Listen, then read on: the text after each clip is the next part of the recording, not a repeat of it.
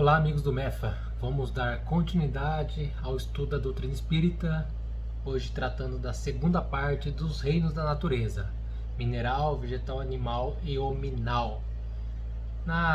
No encontro passado, a gente fez a leitura de algumas questões do livro do Espírito, né? Também do livro da Gênesis. Falamos um pouquinho do reino vegetal em especial.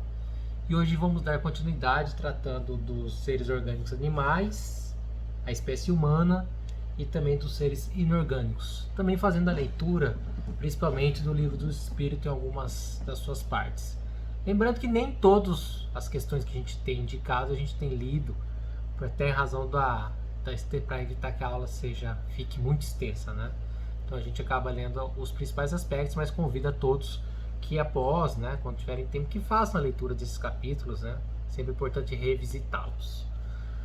Antes de iniciarmos esse encontro, vamos levar o nosso pensamento ao nosso Mestre Jesus, agradecer pelo dom da vida, buscar inspiração para que a gente possa realizar as nossas tarefas diárias e continuar a caminhada. E em especial hoje rogando ao nosso governador espiritual Jesus, aos bons espíritos, que possam, através dos suas orbes trabalhadoras, influenciar, né, os espíritos que comandam essa nação aqui enquanto encarnados, para que possam resolver essa guerra que está ocorrendo da melhor maneira possível. No momento que eu gravo essa aula, a gente está tendo essa invasão da Ucrânia pela Rússia, né? Um momento bastante conturbado, mais um, né?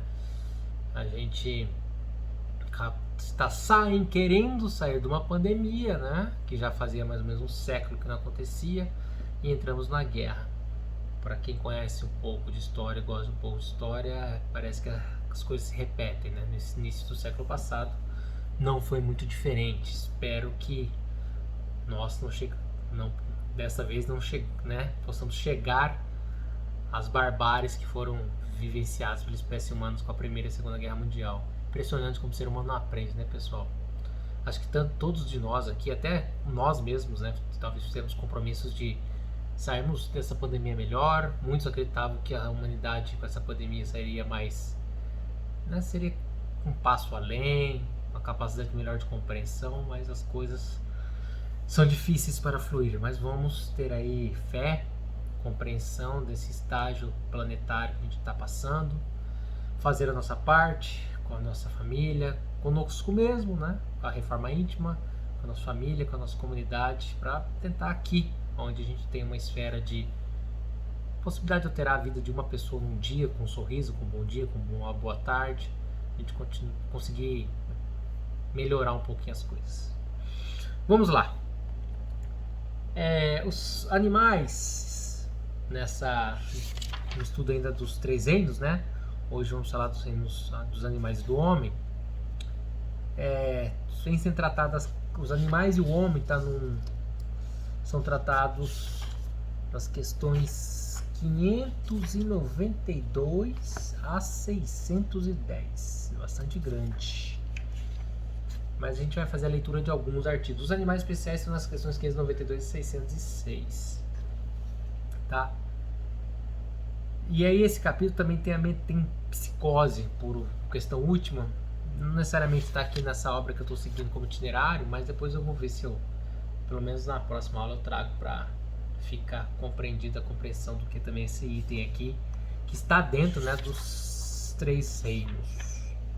Então é legal essa questão dos animais, né, principalmente para quem tem animal de estimação. Eu tenho, quem acompanha aqui já deve ter visto gato passando na gravação, cachorro, né, eu tenho cachorro e gato. Então a gente também às vezes tem a compreensão da presença deles, né, como funciona. Eu me recordo que 2020, primeiro ano da pandemia, tinha uma cachorrinha bastante doente, a Cherry. Ela tinha problema cardíaco, ela tomava medicação, só que a medicação, ela foi ficando mais velhinha, já era idosa, a medicação foi parando de fazer efeito, eu trocar com uma medicação mais forte, e aí o corpo vai acostumando, né? E chegou um momento que ela estava já com bastante dificuldade, e a veterinária me ponderou se eu não queria sacrificá-la. Já à época eu já era espírita, né? Já estava estudando a doutrina, foi até ver quais são os ensinamentos espíritas para esse tipo de atitude por parte de nós. Porque olha só como é complicado, a gente tem um ser vivo, né? Não é um ser inorgânico, que não tem vida, é um ser orgânico com vida, que a vida dele colocada nas nossas mãos. Na época eu lembro que eu li alguns aspectos da doutrina, né, dizia das questões de você esgotar, ver se o animal estava em sofrimento ou não, e se você teria como esgotar as tratativas de buscar salvar ele, né? Sorte que, por uma sorte, eu digo sorte que eu fui, Deus me autorizou a não ter que tomar essa decisão, né? Ela acabou morrendo, bicho, né, minha cachorrinha, sem que eu precisasse tomar essa decisão por sacrificá-la ou não, mas foi um momento bastante complicado para mim. Quem tem animal de estimação sabe a proximidade que a gente acaba criando ao longo do tempo com eles, né? E aí você ter o poder de vida e morte sobre um ser é muita responsabilidade, muita mesmo, entendeu? Mas vamos lá. Então, Kardec pergunta aos espíritos superiores. Eu vou ler as questões 592, em especial mais entre as 592 e a 500 e a 602. Então, vou fazer uma leitura aqui, não necessariamente nessa ordem.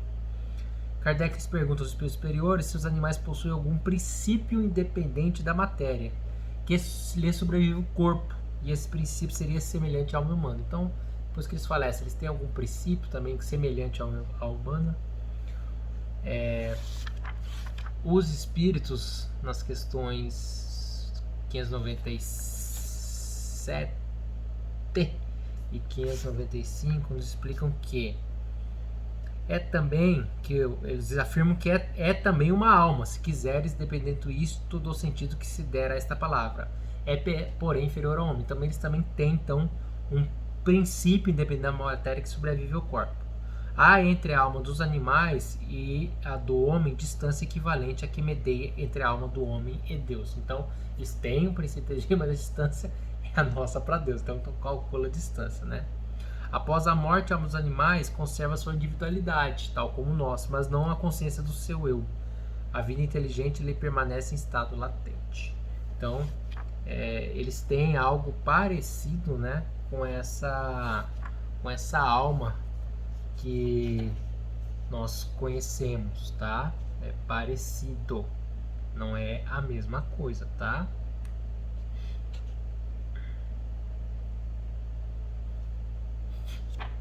Aí outra questão interessante, os animais progridem? Há uma progressão também?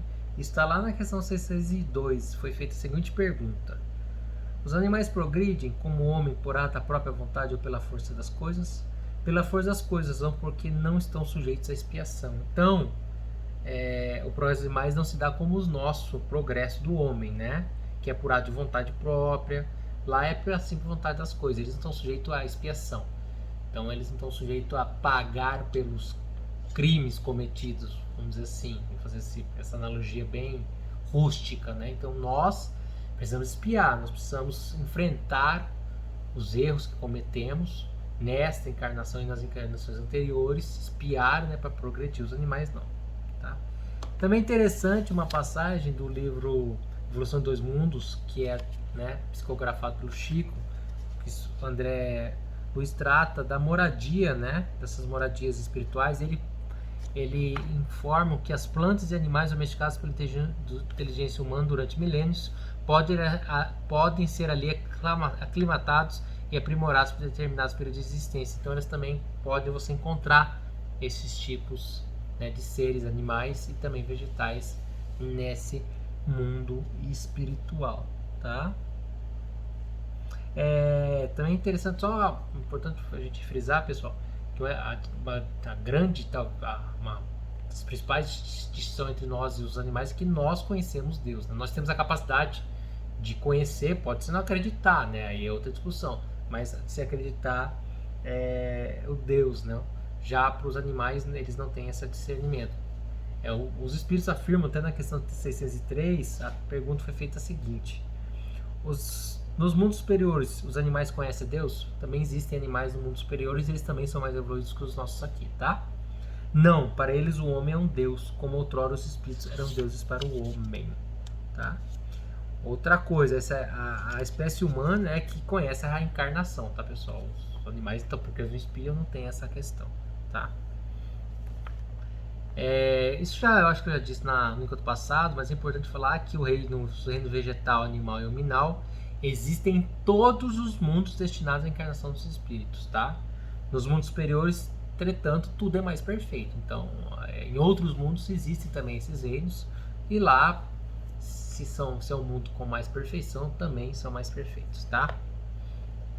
Mas lá as plantas são plantas, os animais são animais, os homens são os homens, né? Não há essa distinção. Pode haver animais com mais capacidade, mas ainda há essa distinção, tá? Falando um pouquinho sobre a questão do instinto do animal, né? Aqui, até a questão 593 fala, né? Poder-se dizer que os animais sobram por instinto? Aí a resposta foi a seguinte: ainda há aí um sistema. É verdade que na maioria dos animais domina o instinto, mas não vês que muitos obram denotando acentuada vontade? É que tem inteligência, porém limitada. Então os animais atuam por instinto, mas eles detêm uma inteligência que é limitada. Aí Kardec, comentando essa questão, diz o seguinte sobre essa relação entre o instinto e a inteligência, né? Não se poderia negar que, além de possuir o instinto, alguns animais praticam atos combinados, que denunciam vontade de operar em determinado sentido de acordo com as circunstâncias. Há, pois, neles uma espécie de inteligência, mas cujo exercício quase que se circunscreve à utilização dos meios de satisfazerem as suas necessidades físicas e prover a conservação própria. Nada, porém, criam, nem melhora alguma realizam. Qualquer seja a arte com que executem seus trabalhos, fazem hoje o que faziam outrora e o fazem nem melhor nem pior, segundo formas e proporções constantes e invariáveis. A cria, separada de sua espécie, não deixa por isso de construir o seu ninho de perfeita conformidade com seus maiores, sem que tenha recebido nenhum ensinamento. O desenvolvimento intelectual de alguns que se mostram suscetíveis de certa educação, desenvolvimento, aliás, que não pode ultrapassar acanhados limites, é devido à ação do homem sobre sua natureza maleável, porquanto não há aí progresso que lhe seja próprio. Mesmo o progresso que realizam pela ação do homem é efêmero e puramente individual, visto que entrega a si mesmo, não tarda que o animal volte a encerrar-se nos limites que lhe traçou a natureza. Tá? Então, fazendo essa diferenciação. E a gente vê, né, que tem, de fato, os animais têm uma certa inteligência na forma social que vivem, né? Você vê quando, por exemplo, alguns animais vão ser atacados na savana, eles fazem uma proteção, se protegem, né? A mãe protege o filho. Na sociedade, entre os elefantes, parece também há uma sociedade bem organizada, entendeu? Existem hierarquias dentro dessas sociedades dos animais, então há uma certa organização, mas não se compara com a nossa. Aí ele fala aqui do desenvolvimento intelectual, eu vou até trazer de novo para o cachorro em especial, que é o principal animal domesticado, né? Como a cachorros que são ensinados, né, de várias formas, né? Já se chegou até a capacidade de fazer o cachorro escolher por exclusão. Ele conhece algo por exclusão que era inimaginável. Aí quem gosta de Nat Geo, Discovery Channel, né, Animal Planet, sabe do que eu estou falando, tem várias reportagens. Né? E quem tem animal de estimação sabe também como eles são, às vezes, bastante inteligentes, né? nos criam hábitos e nos demonstram uma certa inteligência. É importante também que os animais também são indagados, os espíritos. Foi interessante essa questão, né? Nunca, agora que lendo a respeito, quem vê a curiosidade, né? Quando Kardec fez o Pentateuco, fez essa daqui que é a primeira obra, como houve essa preocupação de tratar dos reinos, né? E havia já uma preocupação de compreender os animais aqui no nosso orbe, né? Os animais, embora não tenham nenhuma linguagem formada por palavras, possuem meios de comunicar-se. Tá? Isso está lá na questão 594. Tem os animais alguma linguagem, né? Dizem uns aos outros animais muita coisa muito mais coisa do que imaginais. Os espíritos ensinaram isso. Mas essa mesma linguagem de que dispõe é restrita às necessidades, com restritas também são as ideias que podem ter. Então é incontestável que os animais têm uma linguagem própria, né? Os peixes, por exemplo, também você vem esses pássaros que viajam milhares de quilômetros, né? Sempre tem um na frente, existe essa linguagem, interessante isso daí, tá?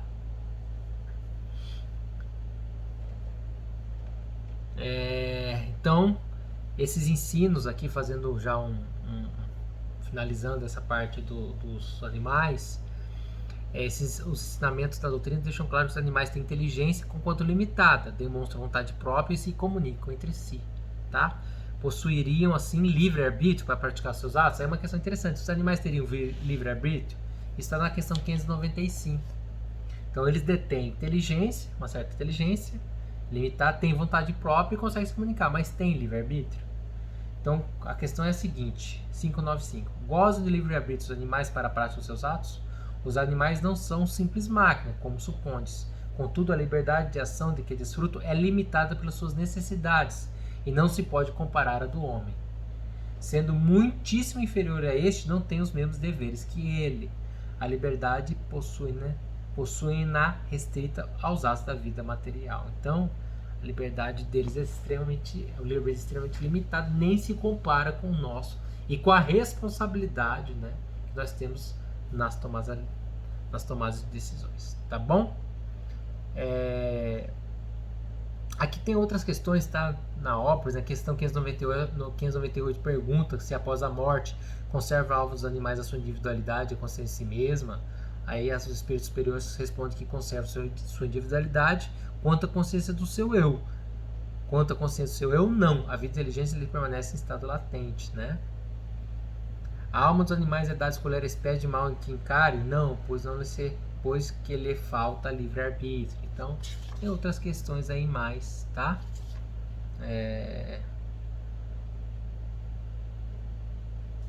Pergunta se a alma do animal fica na erraticidade como a do homem. Aí fala que fica numa espécie de erraticidade, pois que não mais se acha unido ao corpo, mas não é um espírito errante. O espírito errante é um ser que pensa e obra a sua livre vontade. Nós, de idêntica faculdade, não dispõe o dos animais. A consciência em si mesmo é o que constitui o principal atributo do espírito. O do animal, depois da morte, é classificado pelos espíritos a quem incumbe essa tarefa e utilizado quase imediatamente. Não lhe dá tempo de entrar em relação com outras criaturas, tá? Então eles têm até uma lei progressiva tem, mas é diferente da nossa. Há uma progressividade, mas é bem inferior à nossa, tá?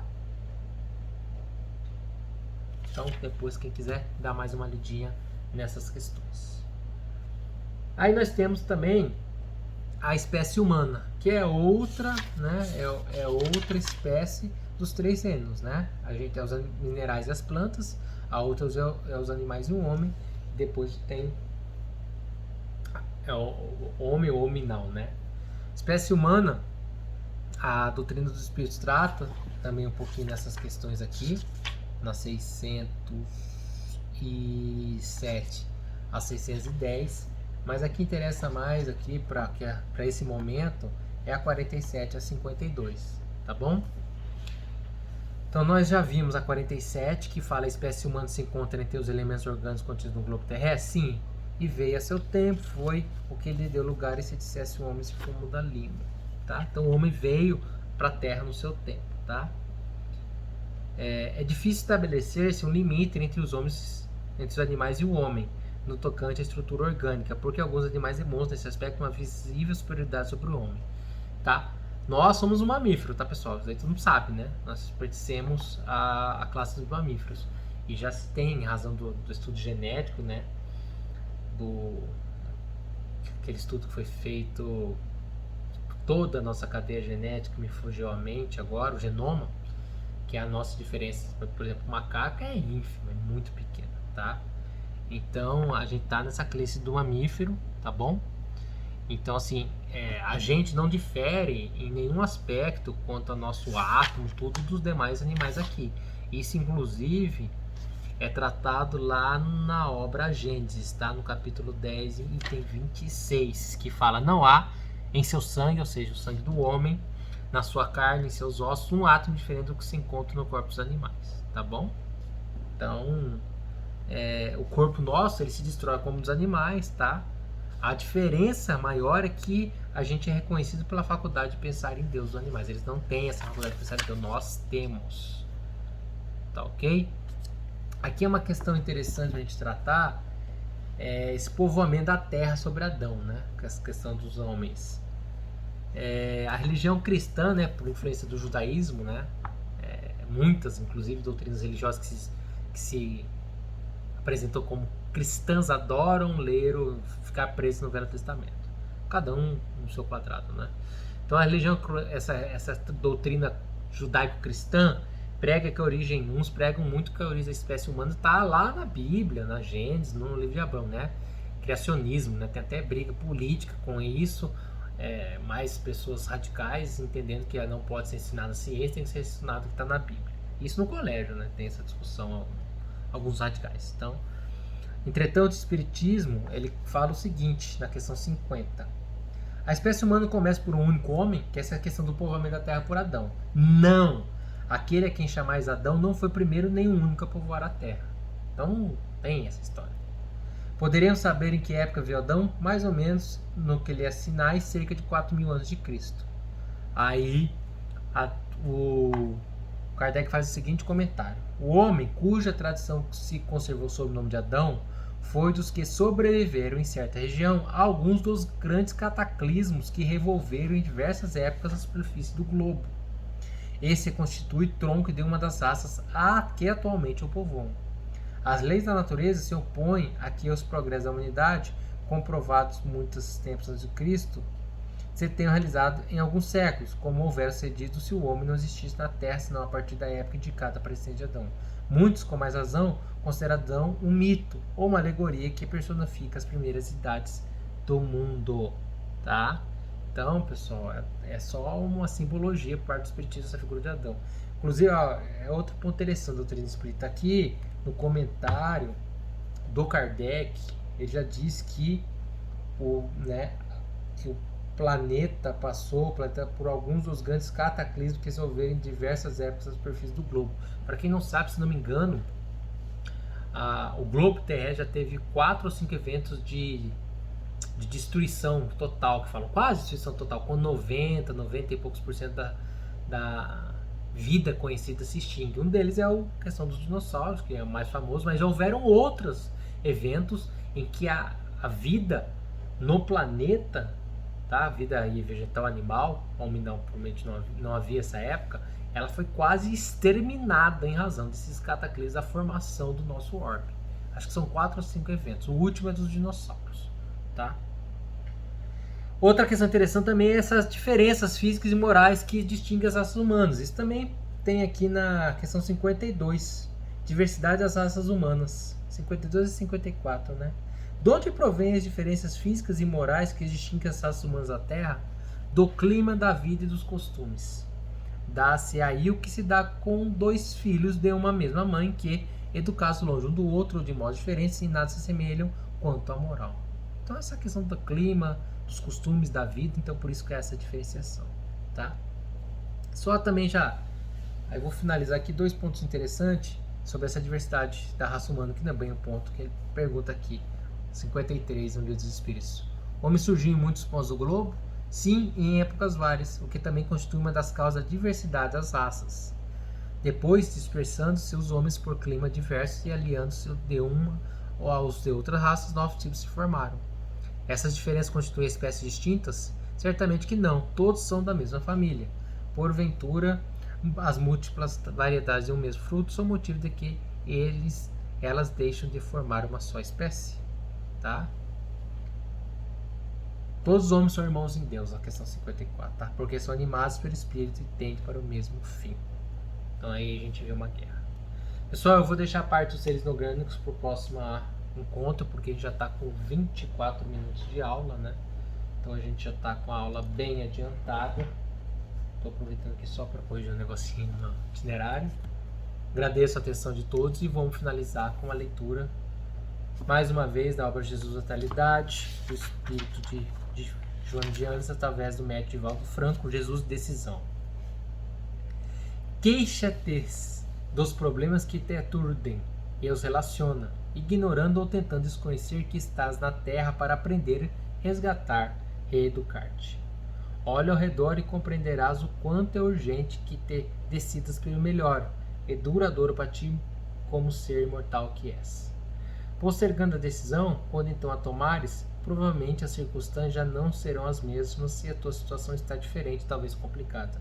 O momento é este. Deixa-te permear pela presença dele e feliz segue-o. Com tal atitude, os teus problemas mudarão de aparência, perderão significado afligente e contribuirão para a tua felicidade. Renascerás dos escombros e voará no rumo da grande luz, superando a noite que te aturde. Então, pessoal, a nossa função aqui na Terra é aprender, resgatar, reeducar. E o momento para a gente se aproximar de Deus não é nem daqui a pouco, é agora. Muito obrigado a todos. Fiquem com Deus. Vamos fazer orações aí, mandar bons fluidos principalmente para a Europa nesse momento, para ver se eles encontram a paz, né? Tantas guerras lá, eles não aprendem. Um abraço a todos.